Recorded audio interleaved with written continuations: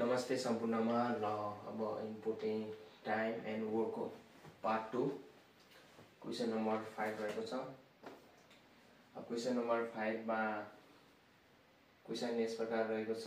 200 जना मानिसले कुनै पनि काम दैनिक 6 घण्टाका दरले 12 दिनमा सक्छन् भने 30 जना मानिसले दैनिक 4 घण्टाका दरले सो काम कति दिनमा सक्छन्। यसलाई चाहिँ प्रत्यक्ष र अप्रत्यक्ष विवरण द्वारा सल्भ गर्नुपर्छ। अब पहिला जना अनि घण्टा, काम गर्ने घण्टा, दिन 20 जना कुनै पनि काम दैनिक 6 घण्टा का दरले गर्दा 12 दिनमा सक्छन्।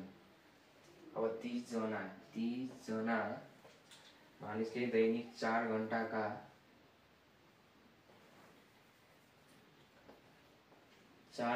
दरले सो काम कति दिनमा सक्छन्। अब हामीले यो पत्ता लगाउनु छ, त्यसैले यसलाई x मान्ने। अब प्रत्यक्ष अप्रत्यक्ष विवरण पहिला यो दुईटाको सम्बन्ध हेर्ने। यसलाई चाहिँ अहिले साइड गर्ने। पहिला यो दुईटाको सम्बन्ध हेर्ने के छ, प्रत्यक्ष सम्बन्ध छ कि अप्रत्यक्ष सम्बन्ध छ, त्यसैको आधारमा हामीले क्वेसन सल्भ गर्नुपर्छ। हो यसलाई चाहिँ हटाउने। अब 6 घण्टाका दरले 12 दिनमा गर्न सकिन्छ भने 4 घण्टाका दरले कति दिनमा गर्न सकिन्छ। अब 6 घण्टामा 12 दिनमा सकिन्छ भने 4 घण्टामा धेरै दिन आवश्यक पर्छ। 6 घण्टाले त 12 दिनमा गर्न सक्छ, 4 घण्टाले 12 भन्दा धेरै आवश्यक पर्छ। त्यसैले घण्टा बढ्दाखेरि दिन घटिरहेको छ, घण्टा घट्दाखेरि दिन बढिरहेको छ। त्यसैले यो अप्रत्यक्ष विवरण अप्रत्यक्ष रह्यो भने अब क्रस मल्टिप्लाई हुन्छ। यसको क्रस मल्टिप्लाई x बराबर 12, x को 6/4। अब यो रह्यो भनेपछि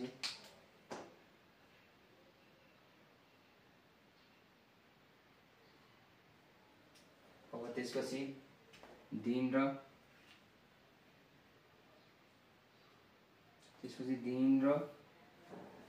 जनाको सम्बन्ध हेर्ने।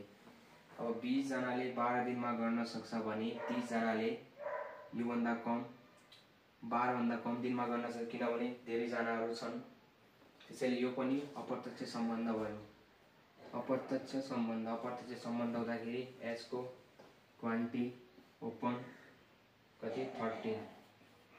अब चाहिँ हिसाब गर्ने। 3 ले 3 काट्यो, 4 तिया 12, 12 गरे 6 दुना 12 × 2, x बराबर 12। यहाँनिर कसरी भयो भने 0 ले 0 काट्यो, 4 3 जा 12। अब 12 सेम भएपछि 12 काट्यो, x बराबर 12 कति दिन 12 दिन। त्यसैले 12 दिन आन्सर करेक्ट। यस्तो क्वेसन सल्भ गर्दाखेरि हामीले पहिला क्वेसनलाई बुझ्ने, अनि जना घण्टा दिनहरू राख्ने, अनि टक्क कति दिन भनेको छ त्यो घण्टा भनेको छ दिन, अनि दिन अब याद छ भने यसले चाहिँ यिनीहरूलाई कम्पेयर गर्ने। यसलाई यिनीहरूसँग कम्पेयर गर्ने। पहिला घण्टासँग कम्पेयर गर्ने जनालाई हटाएर, त्यसपछि घण्टालाई हटाएर दिनसँग कम्पेयर गर्दाखेरि प्रत्यक्ष छ कि अप्रत्यक्ष विवरण छ, त्यसैको आधारमा सल्भ गर्नुपर्छ यस्तो question. Question number 6 time and work part 2 को क्वेसन नम्बर 6 आयो। क्वेसन नम्बर 5 जुन तरिकाले हामीले गरेका छौँ त्यसै तरिकाले गर्नु होला। तपाईले यसको आन्सर चाहिँ कमेन्टमा लेखिदिनु होला। आफ्नो परीक्षण गर्ने, मैले बुझेँ कि बुझेन, नबुझेपछि यसलाई हेर्नु होला र तपाईले बुझ्नु भएको छ भने क्वेसन नम्बर 5 को आधारमा सल्भ गरेर कमेन्टमा लेखिदिनु होला आन्सर। अब क्वेसनतिर जाउँ। 15 जना मानिसले कुनै पनि काम दैनिक 4 घण्टाका दरले 10 दिनमा गर्न सक्छ भने 10 जना मानिसले दैनिक 6 घण्टाका दरले कति दिनमा गर्न सक्छन्। 15 जना अथवा मानिस कुनै काम दैनिक घण्टाका दरले 10 दिन कति दिन 10 यस्तो पनि गर्दाखेरि जना 15 जना मान्छे कुनै पनि काम दैनिक 4 घण्टा 15 जना मानिस दैनिक 4 घण्टाका दरले 10 दिनमा सकिन्छ भने 10 जना मानिस दैनिक 6 घण्टाका दरले कति दिनमा गर्न सक्छन् x दिन हो। अब यो गर्दाखेरि अब जनालाई ट्याक्कै यता लेख्ने जना 15 10। अब यस्तो किन लेख्यो भने तपाईलाई कम्पेयर गर्न सजिलो होला।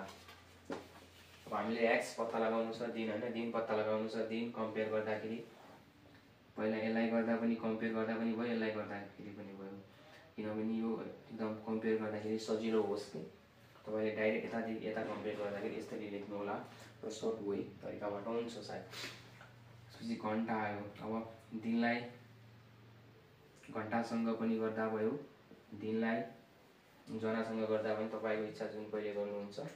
अब म चाहिँ घण्टासँग गर्छु। घण्टासँग भनेको 4 घण्टाले 10 दिनमा सक्छ भने 6 घण्टाले अभियसली टाइम त कम लगाउँछ।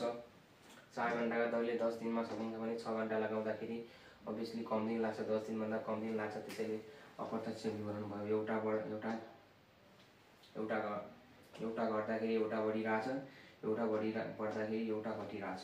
अप्रत्यक्ष विवरण x को 10 s को +4/6।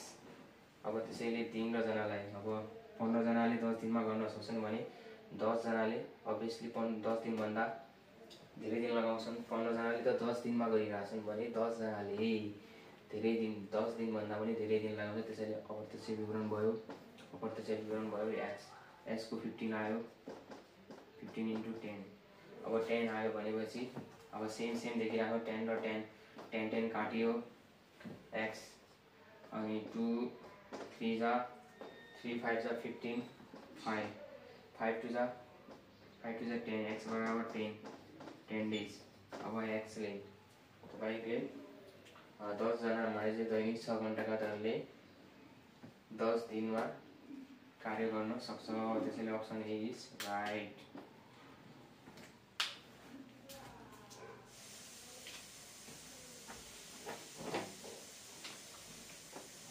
क्वेशन नम्बर 7 एफिसिएन्सी ए ले कुनै काम गर्न बी भन्दा दुर्बल क्षमतावान छ। यसको बी बराबर 2a इक्वल गर्दाखेरि 2a भयो। ए ले कुनै काम गर्न बी भन्दा दुर्बल क्षमतावान छ यदि ए ले सो काम गर्न 12 दिन लगाउँछ। ए ले सो काम गर्न 12 दिन लगाउँछ भने बी बराबर कति भयो 12 दुना 24 बी बराबर 12 × 12 24 भयो। अब यिनीहरूको टोटल वर्क भनेको यी दुईटाको एलसीएम टोटल वर्क भनेको यी दुईटा छन् 12 24 यहाँ 12 गरे 12 1 ला 2 12 2 24 12 × 2 24 टोटल वर्क तपाईको 24 भयो। अब एले 1 डे को एक दिनमा कति हो गर्न सक्छ भने एक दिनमा 24/12 2 वर्क गर्छ भने बी ले 24/24 1 वर्क यो चाहिँ 1 डे को वर्क भन्यो। अब भने दुवै मिली सो कति गर्छ टोटल वर्क 1 डे को टोटल वर्क भनेको 2 + 1 3। अब दुवै मिली कति काम गर्छ टोटल काम वर्क भनेको हामीसँग कति हुन् टोटल वर्क भनेको टोटल वर्क्स 24 छ 24 एक दिनको कार्य मिली 3 गर्न सक्छन् 3। अब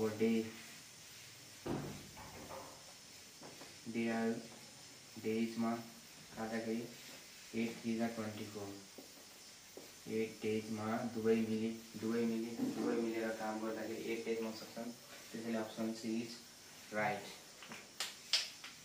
पहिला क्वेसनलाई बुझ्ने क्वेसनले दियो भने त्यसलाई मिलाएर लेख्ने र ए र बी को यसरी लेख्ने र यसको एलसीएम निकाल्दाखेरि टोटल वर्क चाहियो 12 ले गर्दा 12 × 24 एन्ड 1 डे को वर्क भने टोटल वर्कलाई 12 ले गर्न सक्ने ए ले गर्न सक्ने कामले 24 ले गर्न सक्ने कामले डिभाइड गर्दाखेरि 1 डेको वर्क 1 डेमा यति वर्क गर्न सक्छ भने आउँछ। अनि तिनीहरूलाई टोटल गर्ने 1 डेमा टोटल वर्क गर्न सक्ने 2 + 1 3 भयो।